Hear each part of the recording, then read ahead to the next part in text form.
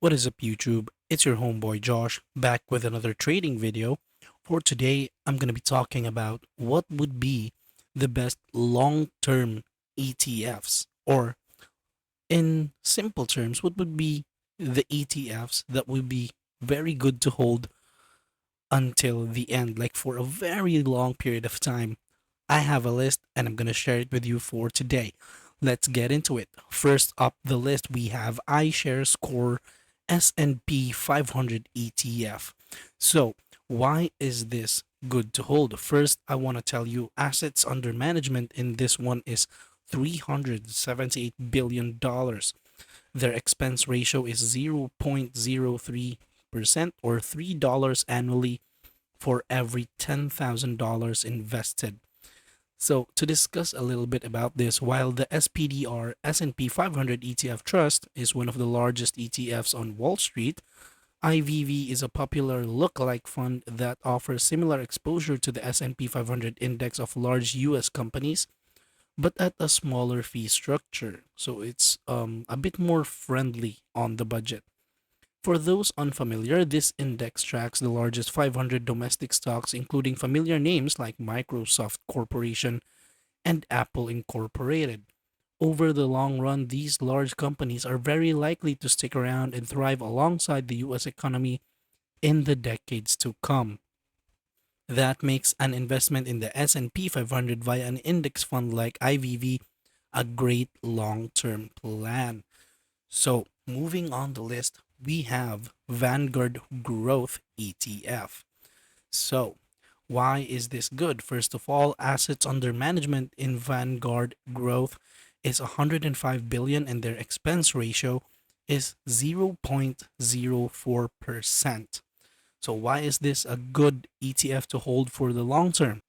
It's because if you're particularly optimistic about the long-term growth and the potential of the stock market in that factor, this fund skews toward the more dynamic companies that make up the largest players on Wall Street. So basically, with that said, it's very, very easy to grasp the idea that this fund is solid. It has a very good foundation. So roughly 46% of the VUG, or the Vanguard Growth ETF, is in large tech stocks. For an instance, with less than 5% of total assets in the four lowest growth sectors that include utilities, materials, real estate, and energy, the total portfolio is about 220 stocks, providing a pretty diversified investment across Silicon Valley tech stocks as well as pharma leader Eli Lilly and Co, payments giant Visa Incorporated, and others. So also this ETF has very solid foundations with big players under them. So the last but not the least on this list is the Vanguard Information Technology ETF. So the assets under management in this ETF is 60 billion and the expense ratio for this one is 0.10%. So why is this good? There are some investors who are more who are most interested rather in the growth potential of technology sector and don't care too much about a diversified exposure across all corners of the economy. That's where this sector focused ETF from Vanguard comes in.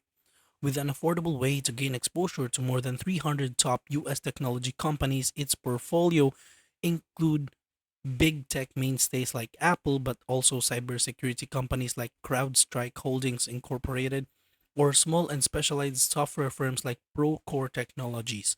Just keep in mind, the focused investment in tech comes with higher risk as well as the potential for higher returns. So, with all that said, guys, we're going to go back to the idea, why is this? I mean, you know, why is this the best? Because again, they all have solid foundations, although they have very different structures and factors. But again, if we're talking about long term investments, they are the best. So the next question is, which one should you choose? So that decision would actually be very good if you would consider first the factors that are leaned on your preference. Like, you want to make sure that the ETF that you would buy, or basically any investment, like the investment that you would go in with, would be aligned with your preferences, aligned with your budget. Like, the decision should be based on you and not based simply on the offerings of the investment, because you want to make sure everything fits in. Like, it's like a puzzle. All right, so you want to make sure it completes the puzzle with the correct piece, not just simply correct the puzzle even though it's not the correct piece, but because it fits, then it's good. It's not like that. You really want to make sure that you're well informed, you have read about it, and you have decided properly about it, so that you won't be caught in the blind and you won't be wasting any bucks in investing. So that's all for today's video, guys. Thank you so much for watching. Please don't forget to like, share, and subscribe, and hit that notification bell down below for more videos. This is your homeboy Josh. Gonna see you on the next one.